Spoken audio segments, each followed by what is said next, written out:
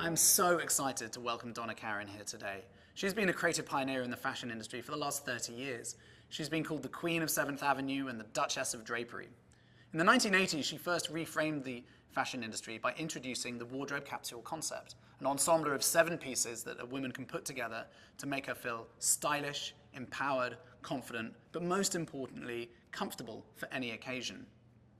She believes that the first thing you should see is the woman and not the dress, and so she gets her inspiration by designing for the woman on the inside, not the woman on the outside. But it's not just her incredible and well-documented achievements in the fashion industry that I love about Donna. It's also her reframing of the philanthropic world, a world that is so often held back by the pursuit of personal fame and short-term results. She is committed to long-term behavioral change to drive tangible results that make a difference. You can see that in the establishment of the Urban Zen Foundation, where she's looking to bring the care back into healthcare, and also in her projects in Haiti, where she's raised over $10 million by stimulating the local creative industries. A colleague of Donna's once said that she has a strong kind of sexual energy. You can see it in her clothing, her body language, her drapery, and her swagger. And when you work with her, you get a really strong soul-to-soul direct connection, and you all get wrapped up in that energy. So Donna, tell me about this energy. Is it? I don't have anything more to say. You said it all. That's not true. But that energy that clearly you bring to everything that you do, is it that you think stimulates the people around you to help you achieve such great creative achievements? First of all, creativity is a gift. Right. But what I do feel is I live in the moment. You know, I live in the moment. I experience creativity in the moment. You're sort of like this vessel, and the power, you know, the energy, what I call, you know, just feeds it to you. So you never really know So it sounds very what's instinctual. talking to you, because it really talks to you. The beach talks to me. The water, the colors, the rocks. Like one day I did a collection, I'll never forget this one. I was looking out my window, I go, oh, look at that green, it's so gorgeous. Look there. And I made a collection in every shade of green. Wow. It was the worst collection I've ever done. Did you know that when you were doing it? Oh no, I thought it was the best thing I've ever seen. Now tell me, as a child though, was that always part of your life, or were you kind of the enemy of mathematics and desperate to get into the craft and design? I was not reading, writing, and arithmetic. Yet, I know I needed to learn it, obviously, but my joy and my happiness came out of the art room. And was that encouraged? My father died when I was 3, and he was a custom tailor, made suits on 7th Avenue, and that's where I was introduced. And then my whole life was on 7th Avenue. Right. My mother was a working woman, she was a model, she was on 7th Avenue, and it was the last place I would ever want to be. And it was funny, I started illustration, you know, and then I did my first fashion show when I was in high school. No, tell me about that. What was the circumstance? Well, it was really cool. I made them all on myself, and I think they still look like I do today, which is even weirder. So that was your first demonstration where you thought, my God, this is something No, that I because when I was younger, I worked in a clothing store, Sherry's in Cedarhurst. It's kind of weird to say, but I was the best salesperson there. But you were a kid, right? Well, that was the point, because the kids wanted to talk to a kid. They didn't want to hear from their mothers. Right, You know, it was like I was cool. You know, all the kids said, I want Donna to dress me, I want Donna to dress me. I wanted to be an artist. Yeah. You know, but then I met my husband, I realized what real art was all about. So I realized, you know, I'm the business artist, and he's the real artist. What's the difference? Well, he said it very clearly. He said, listen, Donna, one of us out there is enough. 2 we couldn't deal with. So as we sit in my husband's studio, and you feel the energy. Oh, you do, walking I mean, there, you really do. everything here he created. He created the building, he created the objects, he created the sculpture. The apple down on the river was his creation, but he never showed his artwork. Why not? As I said, he only felt one of us out there could be enough. Right. We couldn't deal with the art calendar and the fashion calendar. We would never see each other. Did he influence you creatively? Well, he said to me when we opened Donna Karan, he said, Donna, we can't be in business unless we have fragrance. And I go, why? So my husband did all the bottles. Yeah. And he made all the scents. At night, he used to make all the scents. I was doing yoga and he was making scents. That's why I do essential oils. Yeah. So in many ways, you guys were able to work together creatively. He could work. No, because he said he drew the line. Right. He said, this is you, this is me, we don't meet. Yeah. We collaborate somewhat. Yeah. But like when we built our house together, I'll never forget, he says, I'm the architect, you're the decorator, don't you dare go over my line. He would show a picture, he'd go, okay. Now, if you have any brains, which one would you choose? This is my wife's and this is mine. What makes more sense? Now, when somebody puts that out there, you're dead. Yeah, you know? yeah, of course. So my husband thought I was just, and which I am, you know, a little bit over-enthused about my creativity. Yeah. And I like to express it.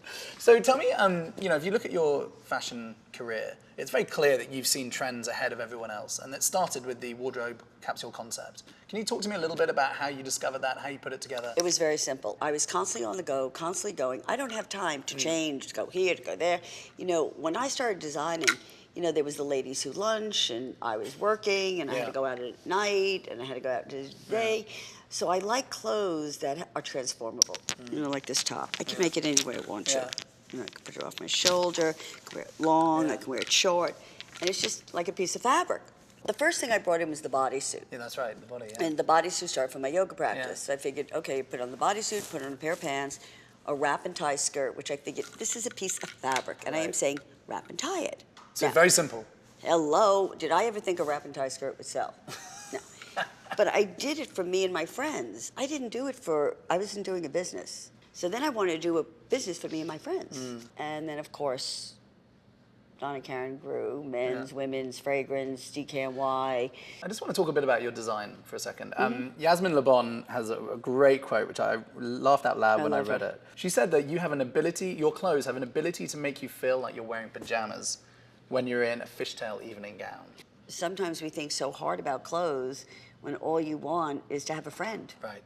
It's about you and your friendship, and how to accent your positive and delete your negative. So you kind of understand the concept in its purity, right? You think very simply about what is the one piece that someone who's wearing the clothes wants to feel and show off. But most people don't even know that. Right. So are young designers doing that today? Do you look at the industry and see fashion designers doing that now? Young designers have been exposed to so much. But generally speaking now, there's so much information that's being given to you and so much inspiration. I mean, oh my God, I could do this, I could do this, I could do this, I could do this. That's you know, and it allows for an explosion of creativity. Yeah. No, but you get out there a lot, and I've noticed you get very hands-on. The fabrics that you pick are from wildly different cultures. What is it about getting into those cultures that you absorb that inspires you? The world is my inspiration. Right. I love truth. I love culture. What do you mean by truth? Honesty, something that was created by the hands that was just pure. Like if you see a simple sculpture or a rock or a tree or something, it's so pure. It just is. So when you went... You allow fabric to talk. Right. It tells you something. And I do feel so desperately that there is a missing link right now in our commercial world. That we've got two worlds. We've got the commerce world and we've got the philanthropy world. And I said, this is ridiculous. When the AIDS epidemic broke out, I put 7th on Sale together. And I said, okay, guys, nobody knows about AIDS. How do we talk about AIDS? We do 7th on Sale. How do I tell everybody about it? Get the industry together, get the retailers together, get everybody together, and sell clothes, and they learn about AIDS. Then after that, I took it out to the Hamptons and did Super Saturday. My girlfriend had ovarian cancer, Liz Tabaris, who was the editor-in-chief of Harper's Bazaar, while Stephen had lung cancer.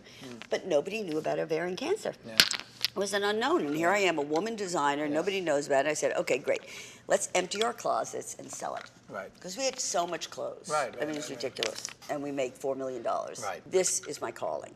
Is where I can put philanthropy and commerce really together. I was in Bhutan, saw all the Red Did a Red collection. It was really clear and simple. I did my version of what they were wearing. Quite honestly, the Tibetans look far better than we do. So here was the urban, and here was the Zen. Because urban Zen was always in me. Urban Zen Foundation is connecting the dots by putting past, present, and future. The past being preservation of culture, the present being healthcare, and the future being education, bringing mind, body, and spirit to all three. You are brilliant at bringing people together, having a vision, and then inspiring people to work to a vision. Do you feel like that's what's happened in Haiti? What I'm doing with them is curating, working with them, designing with them, showing them, yes, no, this is what we do. I mean, I have a whole story here. I realize that every single person is an artist. Right. The tobacco leaves. Yeah. I mean, So everyone has I mean, a craft here, inside them. one person does this. Yeah. One person. Yeah. Now, how could you sell these if only one person does it? Right, right. This is paper mache, and it's tobacco. Tobacco leaves rolled on the outside. If I didn't tell you this is from Haiti, No, I mean, it's jewelry. yeah, of course. So my job is to bring up the level of sophistication that could be interchanged in every society. You know, it's about us working with them. And they work together. And they have to, you know, have more techniques. They need materials. They need, you know, machinery. I mean, you see how they work. It's unacceptable. Yeah. But at the same time, they're so proud of their work. So I think from a designer's point of view, Right. if I walked into Haiti, and there's one woman you see who's doing the cereal boxes, right? Which make the bracelets. The cereal yeah. boxes. Now, I walk in there, and it's every color in the rainbow, and a Right. piece there, and a piece there, and a piece there. I said, hey, wait a second. You want to sell this? A, it's only spring and summer, one.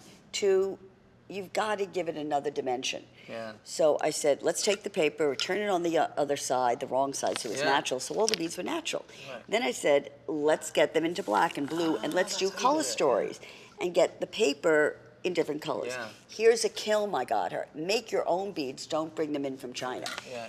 So Brilliant. through all this work, I mean, it's doing phenomenal. Yeah. You also said, particularly in Haiti, that where there is creativity, there is hope, which I absolutely love because for me it shows the power of it. What did you mean? There is so much that can be done in this world today, and allow the people, give them the support to do it. And there's And creativity you look at inherently in Africa, people. you look at India. I mean, India is such a perfect example. The creativity there is phenomenal, Yeah. phenomenal. Yeah. And do you think it's inherent in people? Everyone has it, I think it's culturally inherited. and it needs unlocking. Well, it needs support, it needs unlocking, it needs to go to the next dimension. In your experience looking back and looking forwards as well, what do you think is the core essence of creativity that we need to unlock? Where does it come from? It's knowing what you're receiving, being aware of it, you know, because we all have the ability to use our senses. Do you need to understand Our it? senses are so gifted. There was a reason we were given our senses: feel, touch, smell, Yeah. hear. Yeah. Forget about you. And just absorb what's around you and consume Just it. go. The minute you get self-absorbed and self-involved, you're in trouble. Donna, thank you so much. You are an inspiration to a whole generation of people outside fashion. Thank you. And what you've taught us about understanding the energy around you, being simple in your thinking of it, and working with others to execute it is phenomenal. I mean, it'll be an inspiration for a generation around us. Thank you.